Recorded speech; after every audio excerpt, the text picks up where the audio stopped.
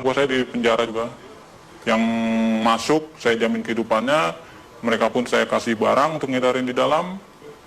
Sampai saat ini masih. Jadi memang sengaja dimasukkan memang Dimasukkan untuk mengedarkan di dalam sel. Karena kebutuhan sel tuh banyak juga sama seperti kebutuhan di luar. berapa persen dari 100% penghuni lapas itu pakai narkoba? Hampir semua ya.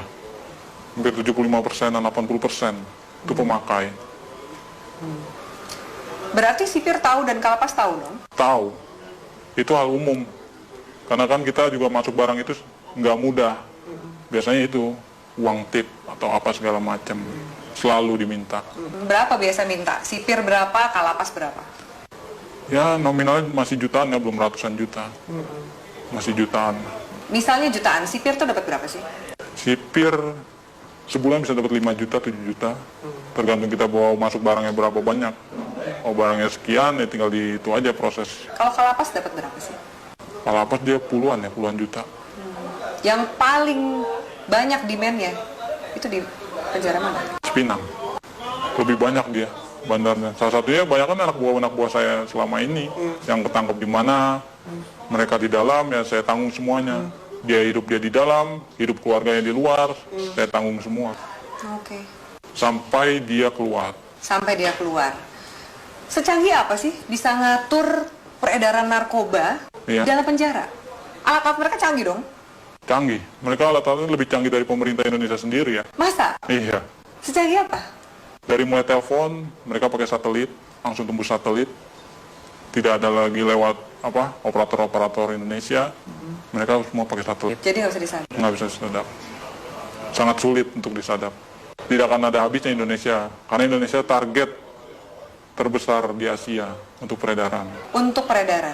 Kenapa Indonesia jadi target? Karena demand yang begitu besar. Demand-nya begitu besar. Keuntungannya juga besar. Hukumannya juga ringan. Soal hukuman, Iya. ringan. Berarti nggak mungkin bikin jera. Apa sih yang bikin jera aparatnya? Dari mana sih kemudian kalau misalnya mau ngabisin ini gitu? Dari mana sih? Biasanya kalau main di hakim itu buat main hukuman. Peringanan hukuman, segala macam. Anda bayar?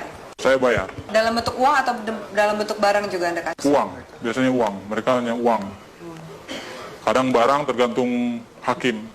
Hakim maunya apa ya kita kasih. Banyak klien Anda yang hakim yang make juga? Ada banyak. Ada 10 orang ada. Bagaimana Anda menggunakan uang yang luar biasa banyak ini? Biasanya Anda menghabiskan untuk apa? Biasanya saya habisin buat pesta-pesta aja. Pesta, saya beli barang, segala macam apa, kebutuhan. Kebutuhan dalam arti ya saya lihat orang-orang kaum-kaum yang kurang mampu juga sebenarnya saya kasih. Beramal juga? Beramal. Tapi kan dari duit Istilah- seperti itu, duit haram, duit panas. Ya, istilah kata buang sial. Kalau di kalangan ini buang sial, harus. Anda nggak takut ketangkep? Enggak. Karena saya percaya, saya di dalam pun saya dijamin. Dan keluar pun masih ada tempat buat saya. Kecuali hukuman mati ya, mungkin banyak yang kapok. Susah nggak sih keluar dari jaringan ini? Sangat sulit. Karena semuanya itu sudah terpantau oleh bos. Kita pun juga nggak tahu kan anak buah bos seberapa banyak. Yang kita tahu kan hanya segelintir orang yang saya percaya ada 30 orang. Mungkin dari lain ini ada lagi anak buah bos yang mantau saya juga.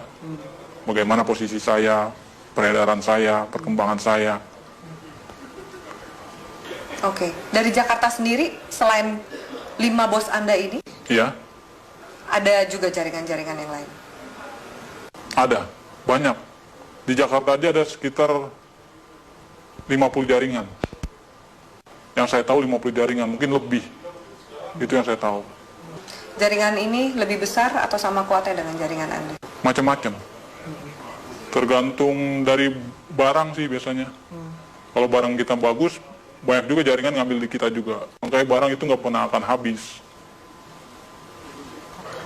Tidak akan pernah habis di Indonesia. Walaupun mereka menangkap, menyita segala macam berapa ribuan ton, ratusan kiloton, itu nggak akan pernah habis. Karena itu cuma sedikit, paling seujung jari ya, ujung jarinya dari total barang yang ada di Indonesia. Kalau BNN sendiri, gimana Anda sebagai bandar ngelihat BNN? BNN saya lihat sih Untuk saat ini tergantung orang-orangnya sih, BNN juga. Sama lah sama yang di Polres, Polda, segala macam. Istilah katanya kan orang Indonesia itu hanya butuh duit. Semuanya ujung-ujungnya duit. Asal kita punya duit, ya lolos. Sampai ke jaringan, kalau kepolisian juga Kepolisian udah hal umum.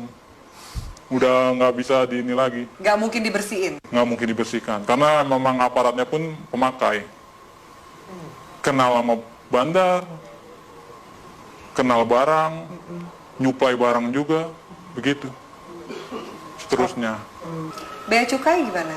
Bea Cukai juga mengawasi kan Iya. seperti ini. Bea Cukai ada permainan juga. Makanya kita di Bea Cukai itu ada sekitar 5 orang kita pegang di sana.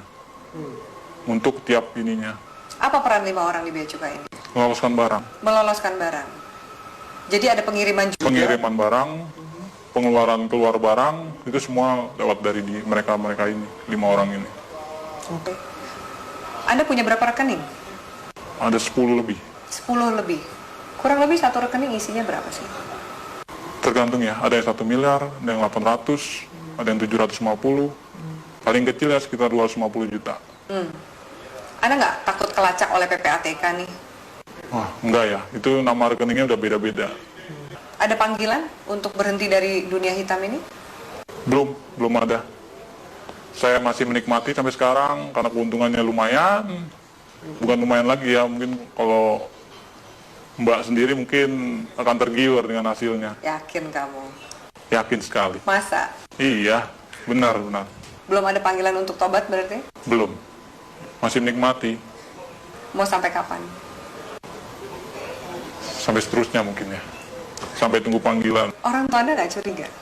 Tidak ada yang tahu. Teman-teman kecil pun nggak ada yang tahu. Semuanya saya dan kawan saya yang baik saya kenal saja tahu. Apa enaknya punya uang banyak tapi harus bersikap seperti biasa-biasa dan sembunyi dari semua orang? Itu ya konsekuensi. Karena kalau kita terlalu vulgar pun orang akan mencolok. Ini anak kerjanya apa tapi menghasilkan segala macam, itu malah bakal menimbulkan kecurigaan.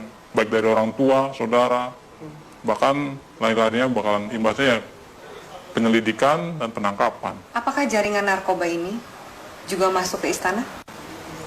Istana sebagian ya udah masuk. Lewat mana?